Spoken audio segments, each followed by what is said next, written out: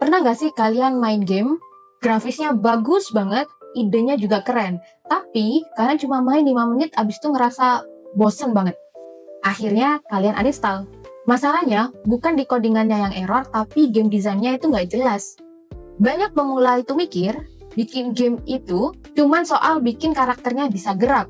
Padahal game itu punya nyawa. Hari ini kita bakal bedah anatomi game dari buku Ernest Adam. Tapi versinya nggak bikin ngantuk. Jadi siapin catatan dan yuk kita mulai. Pertama, kita harus bedain apa itu play dan game. Bayangin Lego. Kalau kalian kasih Lego itu ke bayi, dilempar, digigit, gak ada aturan dan gak ada tujuannya. Ini namanya toys. Cuma buat iseng aja. Kalau mulai disusun jadi rumah, jadi jerapah, ada goalnya. Tapi, rules-nya masih bebas semau dia. Nah, kapan dia bisa jadi game? Saat kalian bilang, siapa yang bisa bikin menara paling tinggi selama 2 menit, dia pasti menang. Di sini muncul rules, 2 menit. Dan goals-nya yang paling tinggi. Jadi, rumus game itu simple.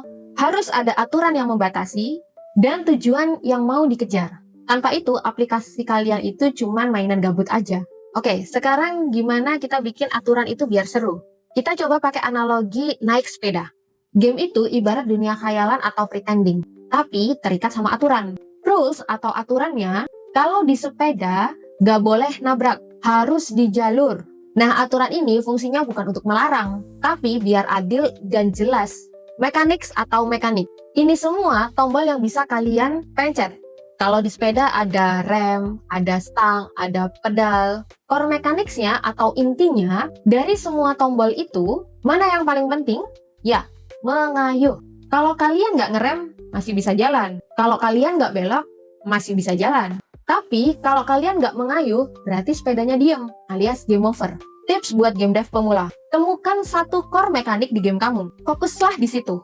Jangan kebanyakan fitur, tapi fitur utamanya itu malah nggak asik. Terakhir, kenapa game itu bisa nagih? Karena games are unpredictable. Manusia tuh benci hal yang udah ketebak. Kalian bisa bikin game yang nggak ketebak lewat 2 cara. Yang pertama, chance atau keberuntungan. Kayak sistem gacha atau power up yang random. Ini itu bikin deg-degan. Yang kedua adalah choice atau pilihan. Ini kayak jalan bercabang. Mau lewat jalan yang aman tapi lama, atau jalan pintas tapi banyak jurangnya. Game yang bagus itu ngasih rasa pemain deg-degan atau chance, atau rasa pintar karena dia bisa pilih strategi atau choice. Jadi, kalau kalian mau bikin game, cek lagi desainnya. Game yang ideal itu pertemuan antara masalah yang menarik atau challenge-nya dengan cara penyelesaian yang pas atau action-nya. Kalau masalahnya terlalu susah tapi senjatanya cukup, pemainnya bisa frustasi.